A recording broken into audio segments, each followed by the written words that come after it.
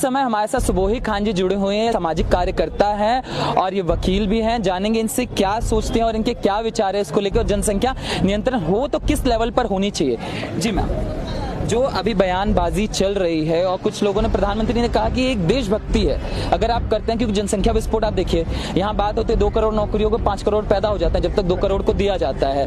तो मगर इस पे भी सवालिया निशान खड़ा किया जाता है और कहते हैं कि एक धर्म को टारगेट कर रहे हैं प्रधानमंत्री। इस पर आपके क्या विचार है? देखिए, एक धर्म को टारगेट कर रहे हैं पे तो मैं यही बोलना चाहूंगी कि ये जो जनता है जो सब सुन रही है ये बयानबाजी, वो कोई बेवकूफ नहीं है। जो अपने प्रतिनिधि चुन के लाते हैं, जो किंग मेकर्स हैं, जो अपने लीडर्स बनाते हैं, वो बेवकूफ नहीं है। तो सबसे पहले तो मैं बताना चाहूंगी कि ओवैसी साहब भी जो इस लॉबी के और इस मानसिकता के जो लोग हैं, जैसे कि जो कट्टरवादी या जो so called secular vote bank politics करते हैं, जो लोग इस मानसिकता के जो लोग हैं, ओवैसी साहब भी उसी मानसिकता के बस एक बेटर पैकेज में थे। क्योंकि बीइंग अ लॉयर वो थोड़ा मुलम्मा चढ़ा के बातों को बोल दिया करते थे, लेकिन अब वो ये स्टेटमेंट बोलने से कि वो मोदी जी ने अगर एक जनसंख्या के लिए कानून बनाने की बात करी है, वो इसके खिलाफ भी बोल रहे हैं, तो वो सीधा सीधा एक्सपोज हो रहे हैं कि उनको हर चीज में वोट बैंक पॉलिटिक्स करनी है। एनआईए पे कोई कानून बनना है तो मुसलमान खतरे में आ रहा है, महिलाओं के फेवर में कोई कानून बन रहा है तो मुसलमान खतरे में आ रहा है, जनसंख्या के ऊपर कोई कानून बन रहा है तो मुसलमान खतरे में आ रहा है। तो ये तो साफ पता चल रहा है कि फियर मॉन्गरिंग उनको मुसलमानों की करनी है, सिर्फ डरा के उनका वोट लेके अपनी राजनीति चलानी है। दूसरी बात मैं बात करती हूँ कि प्रधानमंत्री जी ने जो अल्फाज इस्तेमाल करे, जो वर्ड्स उन्होंने बोले कि देश सेवा है, जो कम बच्चे पैदा करता है वो देश सेवा है, उस बात में कितनी सच्चाई है उसको समझने की कोशिश करिए। इस बात पे एक पूरी किताब लिखी जा सकती है कि जनसंख्या ज्यादा होने से देश में क्या क्या प्रॉब्लम्स होती हैं। फिलहाल मैं आपको मोटे मोटे तौर पे 4 प्रॉब्लम्स गिनवा देती हूँ। सबसे पहले बेरोजगारी की प्रॉब्लम होती है, दूसरी प्रॉब्लम होती है लैक ऑफ इंफ्रास्ट्रक्चर, जिसके अंदर ट्रांसपोर्टेशन आती है, मेडिकल फैसिलिटीज है, हॉस्पिटल्स है, एजुकेशन है, कितनी सारी प्रॉब्लम्स हैं। तीसरा होता है लैक ऑफ रिसोर्सेज, जो हमारे नेचुरल रिसोर्सेज हैं, जो संसाधन है, नदियां हैं, जमीन है, जंगल है, वो भी लिमिटेड है, कहां तक खपा पाएंगे? अगले कुछ सालों में तो ऑक्सीजन भी खत्म हो जाएगी। चौथी इंपॉर्टेंट प्रॉब्लम जो मैं बताना चाहती हूँ, अपराध। जब जनसंख्या बढ़ेगी, उनको फैसिलिटीज नहीं मिलेंगी, एजुकेशन नहीं मिलेगी, हेल्थ केयर नहीं मिलेगी, कोई रोजगार नहीं मिलेगा, तो चोर डकैत बदमाश ही बनेंगे, क्या बनेंगे? तो देश का एक अपराध भी उसमें काउंटर हो जाता है। कब अपराध की प्रॉब्लम भी जनसंख्या की प्रॉब्लम से सॉल्व हो रही है। तो जनसंख्या की प्रॉब्लम एक रूट है। मोदी जी को जो मैं इतने सालों में जो देख रही हूँ, जो वो काम कर रहे हैं, वो प्रॉब्लम की जड़ पे वार करते हैं। वो ऊपर से सतही तौर पे काम नहीं करते हैं कि मुझे बस अपना राजनीति देखनी है, मुझे वोट देखने हैं, लोगों को इमोशनल चार्ज अप करके वोट ले लूं, सत्ता में आ जाऊं। वो उसके बहुत आगे की सोचते हैं कि मैं रहूं ना रहूं, मेरा देश रहना चाहिए। ये उनकी मानसिकता है। तो जनसंख्या की प्रॉब्लम कवर करने की वजह से सारी प्रॉब्लम्स कवर हो जाएंगी।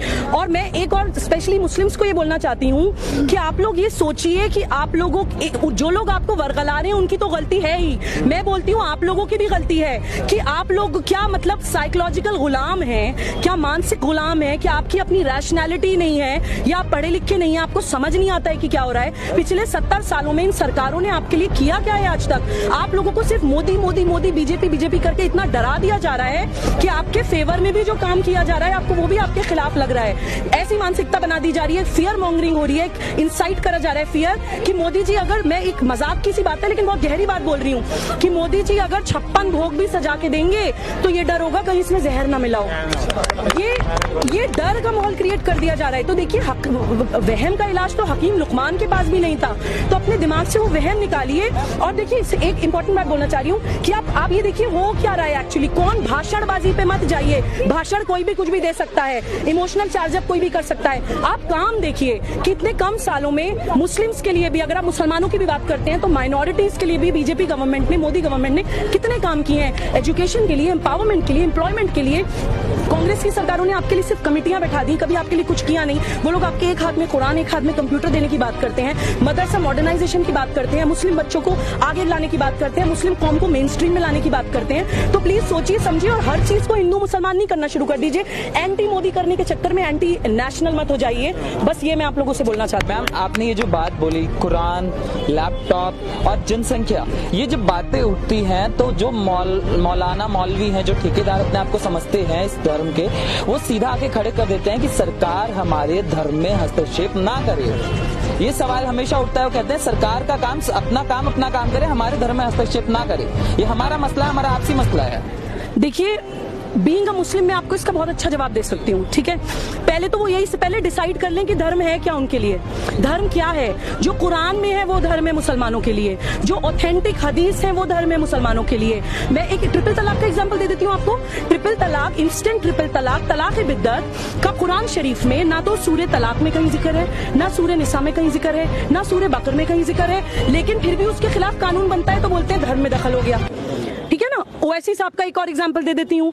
ट्रिपल तलाक पे जब कानून बन रहा था तो बोल रहे थे आर्टिकल 14 अप्लाई होता है, इक्वालिटी बिफोर लॉ, संविधान की वो एकदम दुहाई देने लगते हैं कि इक्वालिटी बिफोर लॉ तो सिर्फ मुसलमानों के लिए क्यों कानून बन रहा है। तो जब इक्वालिटी बिफोर लॉ की बात आती है तो यूनिफॉर्म सिविल कोड के लिए मान जाइए, हिंदू धर्म और मुस्लिम धर्म और क्रिश्चियन धर्म सब खत्म हो जाएगा। वहां नहीं मानते हैं तो आप दोगलापन देखिए। तो ये लोग अपनी सहूलत के हिसाब से कुरान और संविधान को इस्तेमाल करते हैं। मैं कहती हूँ कि उनसे ज्यादा धार्मिक तो मोदी जी हैं कि जो कम से कम अपना धर्म तो वो मान ही रहे हैं, आपके धर्म में भी सुधार ला रहे हैं। आप लोग खुद अपने धर्म को बदनाम कर रहे हैं इन सो कॉल्ड ठेकेदारों की वजह से, इन सो कॉल्ड सेक्युलर राजनीतिज्ञों की वजह से। मैं एज अ मुस्लिम शर्मिंदगी महसूस करती हूँ कि मेरा धर्म जो एक सूफिज्म सिखाता है, मेरा धर्म जो एकेश्वरवाद सिखाता है, मेरा धर्म जो सर्वधर्म संभाव सिखाता है, उस धर्म को ये लोग कितना बदनाम कर देते हैं समाज के अंदर कि लोगों को मुसलमानों में सिर्फ एक टेररिस्ट दिखाई देता है, लोगों को मुसलमानों में सिर्फ एक कट्टरवाद मौलवी दिखाई देता है, लोगों को मुसलमानों में एक देशद्रोही दिखाई देता है, लोगों को मुसलमानों में वो दिखाई देता है जो इंडिया पाकिस्तान के मैच में पाकिस्तान की तरफदारी करते हैं।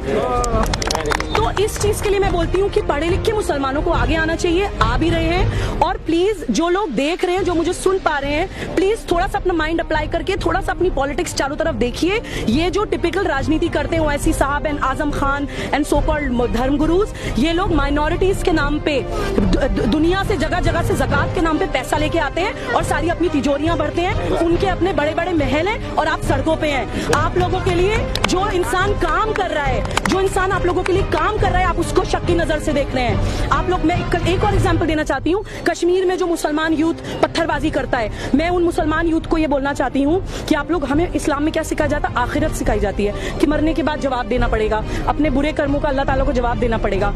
जब 1947 में जब जंग हुई थी तो पाकिस्तानियों ने कबायली अटैक किया था, तो उन्होंने मुसलमानी पाकिस्तानी आर्मी ने चुन चुन के मुसलमानों को मारा था। उन्होंने आपको मुसलमान समझ के छोड़ नहीं दिया था, उन्होंने आपको हिंदुस्तानी समझ के मारा था। और उसी इंडियन आर्मी में जिस पे आप पत्थरबाजी करते हैं, उसी इंडियन आर्मी ने अपनी जान पे खेल के आपको बचाया था। तो आप आखिरत की बात करते हैं, जब आप कब्रों में दफनाए जाएंगे ना, जब आप मरेंगे तो आपके वो बुजुर्ग कब्रों से निकल के आपसे सवाल पूछेंगे कि इसी आर्मी ने हमें बचाया था और तुमने इनके ऊपर पत्थर उठाए हैं। तब आपका ईमान कहाँ जाएगा? तब आप खुदा को क्या जवाब देंगे? आप वो सवाल करिए अपने आप से। मैं सिर्फ ये कहना चाहती हूँ।